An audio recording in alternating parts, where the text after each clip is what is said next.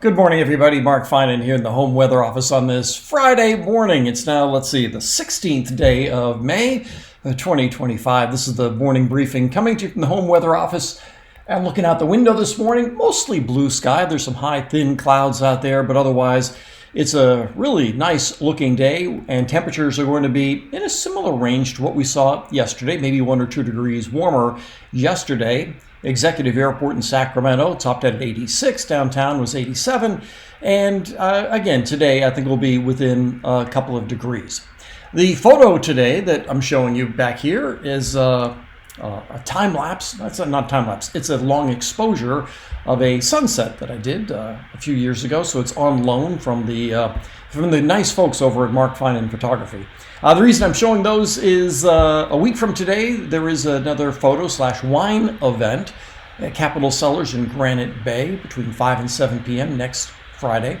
And if you want to go to that, you do have to call Capitol Cellars and call Marcus at Capitol Cellars and get on the list. It's a relatively small area, so you just want to make sure that you're on the list, so it's not one of those things you just show up. So anyway, I'll have that photo and lots of others there on next Friday.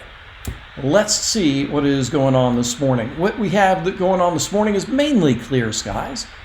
There's some high clouds drifting down to the central and southern part of the state. More cloud cover to the east, through the state of Nevada. And out here in the Pacific, there is more activity. This is going to be a little weather system diving down to our east and kind of going over our area, but boy, the models continue to back off on the amount of precipitation that we may see in California over the weekend, but it doesn't mean the weekend is going to be completely clear sailing. As that goes by, we are going to be dealing with a gusty north wind that'll start to pick up during the day on Sunday and last into the day on Monday. So let's talk about the big picture here with the 500 millibar chart. Somebody asked me yesterday about millibars. And what millibars mean? Well, it's a measure of pressure. If you have a barometer at home, it probably says something like 29.9 inches of mercury. And they're old-fashioned barometers that used to actually be a mercury thermometer. The weather lab back at the University of Utah had one, a beautiful instrument. Anyway, so that there was a pool of mercury, and the amount of atmospheric pressure on it would send the mercury up the tube, and it would go up to around 29.9 inches. Sometimes it would lower when low pressure was going by, and go over 30 inches under areas of high pressure. So that's one measure of pressure. Millibars is another measure. Think of it as degrees Fahrenheit versus degrees Celsius. It's that sort of thing. And so the pressure obviously decreases as you go aloft. So at 500 millibars, you're up to around 18,000 feet because, well, you don't have as much air above you to give you that much pressure. So down at the surface, the pressure is roughly 1,000 millibars. You get up here to around 18,000 feet. It's 500 millibars in round terms. So I hope that you understand what millibars mean. And then these are lines of equal height. So this line right here is the 570 line. That's 5,700 geopotential meters above the ground, where you'll find this line. So don't be confused with the lines of equal pressure that we show you on a surface chart. These are lines of equal height, where you reach 500 millibars. So anyway, enough of that description. I could go on and on. Anyway, so here's this little north flow we have today, but otherwise just a really nice day today. Here's the trough that goes by over the weekend. Again, this is much weaker than what we were looking at a couple of days ago. Rather, kind of typical as we get into spring. It's also the kind of thing we would see like in October. Something goes by and it really doesn't do much for us. But in October, when we get a north wind, we're much more concerned about a big time fire event. This time of year, you have to be more concerned about grass fires. You've been watching any of the news lately. You've seen some periodic grass fires break out in the valley.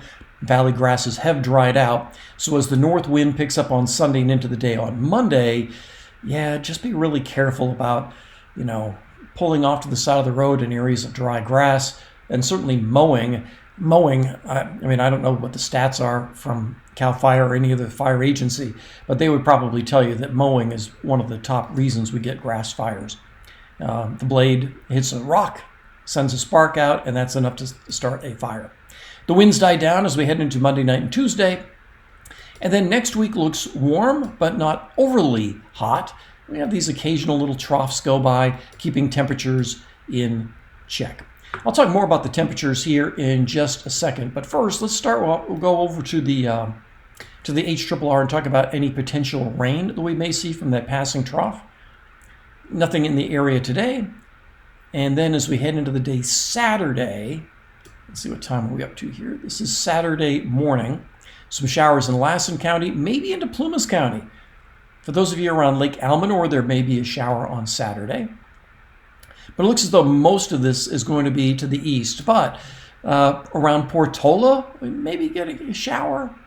So if you are lucky enough to be maybe playing White Hawk this weekend on Saturday afternoon, this is Saturday at 1 p.m., there could be some showers and thunderstorms here, but more onto the east side of the Sierra, so just maybe north of Reno and certainly to the east. Should be some beautiful sky over Nevada. We may even see a shower into Reno, but as you can see through California and areas on the west slope, it doesn't look like there's really much of anything going on. And from the HRRR, I'll show you the wind. Now this is wind gust, and I'll also talk about the wind here with another model here in a second. So this is today, the winds are generally flat. Then tomorrow, this flow here is an onshore flow. Now, I know I've been talking about the wind and the wind barbs on surface maps this week. These lines are actually more like stream lines. So these are actually showing the way the wind is flowing as opposed to the wind barbs on a surface map that point into the wind. These are actually more stream lines to make it somewhat easier to see. So this is early Saturday morning. We are getting an onshore breeze to bring temperatures down on Saturday. So today we're in the upper 80s to around 90, maybe in some of the warmer spots. And then on Saturday, we're back down into the upper 70s because we have cooler air moving in and the onshore breeze. It also gets windy in the Sierra, as you can see here. These winds are gusting up around 50 miles an hour. So if you're going for a hike in the high Sierra, some really strong winds here up on, let's say, around Monitor Pass and maybe on the east side of Kirkwood. Maybe some really strong winds up there. And it'll also be very windy on the east side of the Sierra. So from Reno through Carson City, Dayton Valley, those areas could be seeing some pretty gusty winds on Saturday, but not as strong as we'll see on the ridge tops. Then, as we head into the day on Sunday, the north wind starts to pick up here. I know it may be tough to see, but the wind arrows are pointing down this way. This is late Saturday night, early Sunday morning. This model only goes out through Sunday morning. I can show you the CANSAC, which goes a little bit farther out in time. And this will start off on this afternoon when we have generally light winds. I'll have to shift the screen from time to time here. This is this afternoon, a little bit of a delta breeze coming up. But if you have any outdoor plans for Friday night, that's just fine. I'll get into Saturday. This is Saturday morning. There is that wind along the crest of the Sierra and the east side. There's more of an up valley flow and turning somewhat gusty on the along the Highway 49 corridor from Jackson all the way toward Grass Valley, Nevada City. And so that's a southeast wind. And then turning into the day on Sunday, here comes the wind. This is Sunday at 2 p.m. and there is that north wind, that wind coming down from the north. And the north wind is always strongest on the west side of the valley, but this will be combined with some really low humidity, which means that you're going to see an increased fire danger. But again, we're talking about grass fires. We're not in the time of year yet. We're talking about big time foothill or Sierra kind of fires because there's still too much moisture there. But we're talking about our grass fires. So Sunday is not a day to be mowing. Anywhere from Butte County through Yolo County, Colusa County, and certainly down to the south toward Patterson and Newman, and Modesto. All of these areas will be rather gusty, and so be very careful around any areas of dry grass because it will turn rather gusty. And some of these north winds will last into the day on Monday and then decrease as we head through Monday night. All right, I'm going to go back to the GFS because there's another thing that we look at here when we look at not just the 500 millibar flow, but there is also the extracted data that comes with this. And I can show you that. And this is another thing that I look at every morning. And so this is the extracted data. And I know I'm just showing you a big column of numbers here. But what I look at when I'm looking at this, well, it depends on the time of year. I'd be looking at this column, which is how much rain you're going to see in that time. This is also the wind down in here. This isn't showing too much in the way of wind. This is the last night's run, so this would be quite variable from run to run. And then over here are the 850 millibar temperatures. So those temperatures around 5,000 feet that we look at. And so what I'd be looking at is the warmer temperatures we have around today, 13, 14, and then cooling down to 8, 9, 10, 7, 8, 9 over the course of the weekend, and then going back up.